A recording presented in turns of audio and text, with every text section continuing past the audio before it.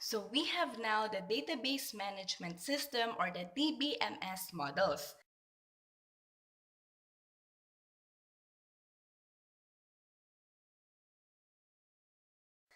So a data model is an abstract representation of the data about entities, including resources such as assets, events such as transactions, and agents such as the personnel or customers, and the relationships in an organization.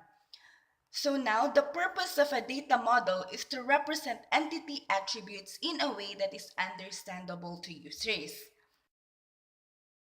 We have three common models of the DBMS. First, the hierarchical. Second, the network. And third is the relational. So because of certain conceptual similarities, we shall examine the hierarchical and network models first.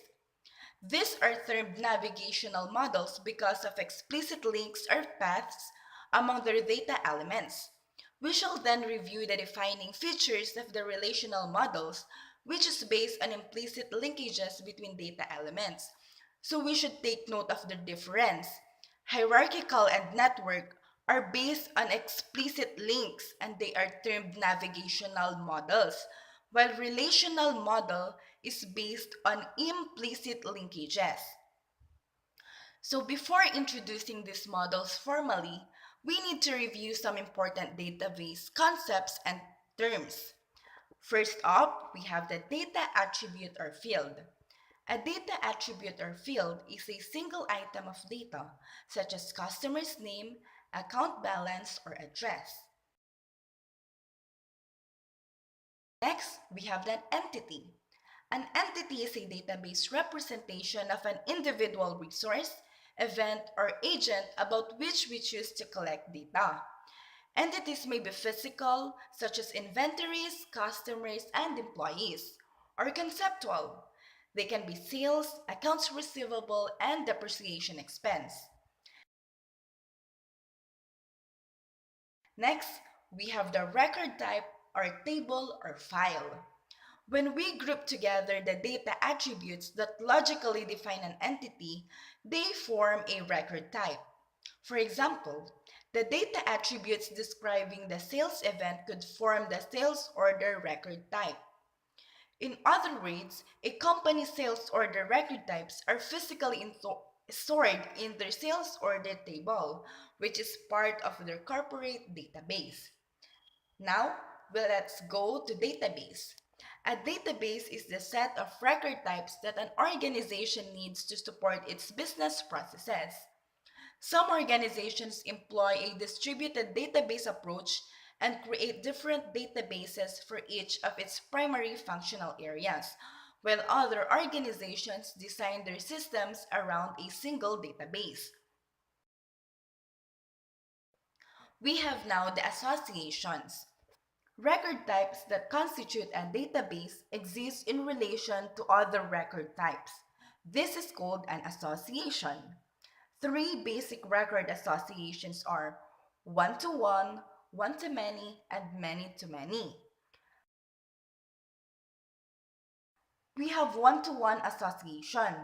This means that every occurrence in record type X, there is one or possibly zero occurrence in record type Y. For example, for every occurrence of employee in the table file, there is only 1 or 0 for new employees occurrence in the year-to-date earnings table. We have one-to-many associations. For every occurrence in record type X, there are 0, 1, or many occurrences in record type Y.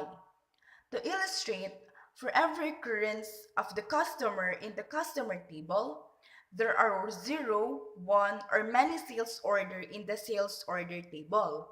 This means that a particular customer may have purchased goods from the company 0, 1, or many times during the period under review. Now, we have the many-to-many associations. For each occurrence of record type X and Y, there are 0, 1, or many occurrences of records types Y and X respectively. The business's relationship between an organization's inventory and its suppliers illustrates the many-to-many association. Using this example, a particular supplier provides the company with zero. The supplier is the database, but the firm does not buy from the supplier one or many inventory items. Similarly, the company may buy a particular inventory item from zero, one, or many other different suppliers. So that's it for our database concepts and terminologies. Let's go now to our three DBMS models. So first, we have the hierarchical model. The earliest database management systems were based on the hierarchical data model. This was a popular method of data representation because it reflected more or less faithfully many aspects of an organization that are hierarchical in relationship. So figure 4.8 as shown presents a data structure diagram showing a portion of a hierarchical database.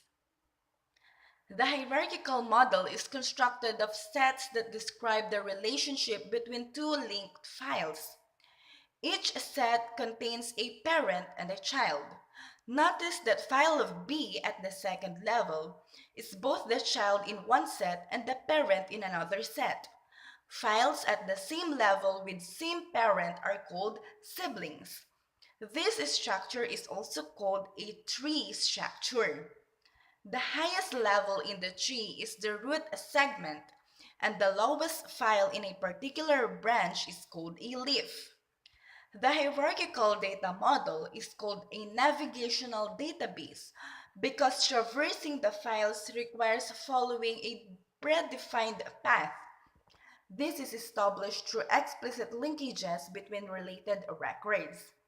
The only way to access data at lower levels in the tree is from the root and via the pointers down the navigational path to the desired records. So that's it for our hierarchical model.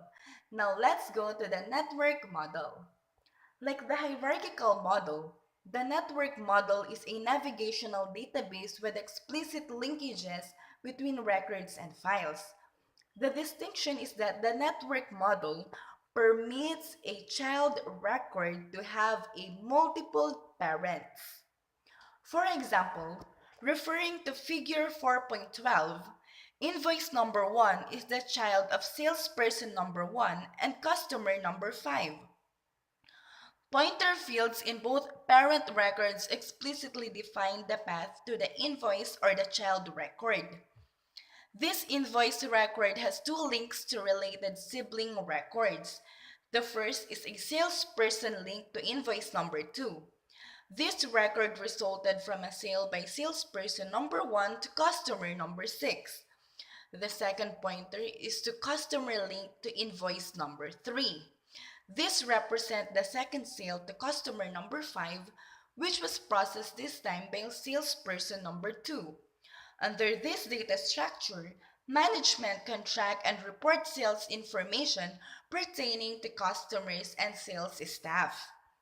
This structure can be accessed at either of the root level's records by entering the appropriate primary key. Beyond this, the access process is similar to that described for the hierarchical method.